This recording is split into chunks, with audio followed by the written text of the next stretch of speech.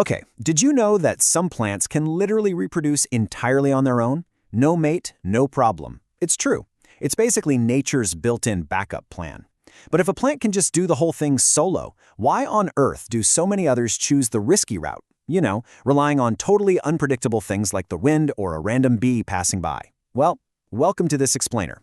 Today we're diving into the pollination puzzle, comparing self-pollination with cross-pollination. And as we go, we're going to map out exactly how these invisible biological mechanics actually work right here on screen. Seriously, reproducing alone sounds like a glitch in the matrix, right? But understanding exactly how this works is absolutely crucial, especially if you are gearing up for your O-level biology exams.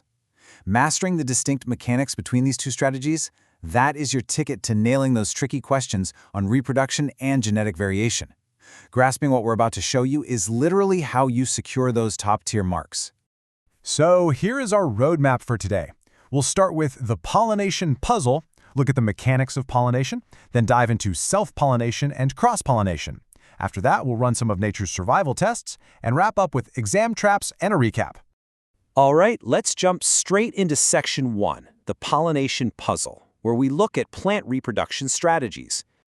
Moving right along to Section 2, mechanics of pollination, establishing our baseline. To really get why plants use these different strategies, you first have to remember their biggest structural flaw. They're stuck. They literally cannot move. So if you can't walk over to a mate, what do? Mechanically speaking, pollination is simply the transfer of pollen from the anther to the stigma. Look right here at this directional arrow on the screen. The anther is our starting point, our source, and the stigma is the final destination. Every single time we mention pollination today, just picture this exact physical transfer along this path. Up next is Section 3, self-pollination, the built-in backups, or what I like to call the introverted path. So self-pollination happens strictly within the exact same flower or between flowers on the exact same individual plant. Notice on the diagram how these transfer lines never actually leave the boundary of this single plant. It is a completely closed-loop system. Think of a rare orchid out in the wild. If there are no pollinators around, well, it can still survive. It's a brilliant biological backup plan. But here's the catch. Because it's a closed loop, it drastically reduces genetic variation. And in biology, less variation means a much lower adaptability to future environmental threats. That brings us to Section 4, cross-pollination, genetic diversity, or the social path. Now, contrast that closed loop with cross-pollination. See how the transfer arrow stretches all the way out here? It's crossing the physical space between entirely different plants of the same species.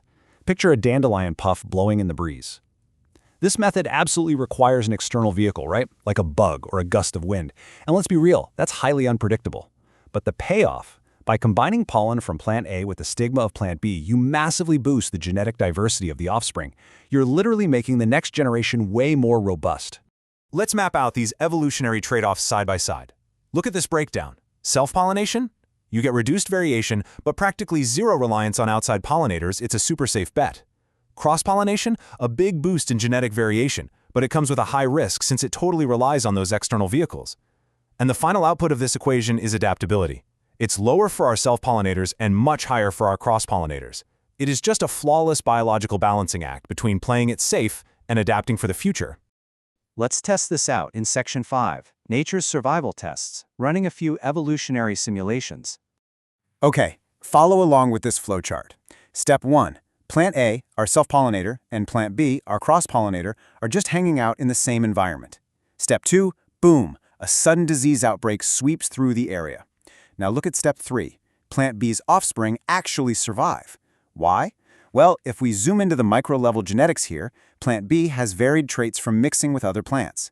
It basically built a genetic shield against the disease. Plant A, it completely lacks that defense mechanism and gets wiped out.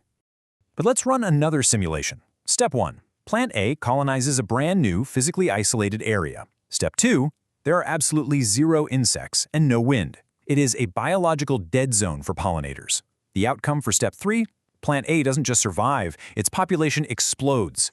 Because it doesn't need those external vehicles, its built-in backup plan lets it thrive in an environment where a cross-pollinator would literally just die out on day 1. Let's wrap things up in Section 6, exam traps and recap. How to secure those top marks. So, the big takeaway? Neither strategy is inherently wrong. They're just suited for totally different variables. For your exams, always remember our baseline vector, anther to stigma. Self means the same plant. You preserve traits but lose variation. Cross means different plants, which boosts diversity.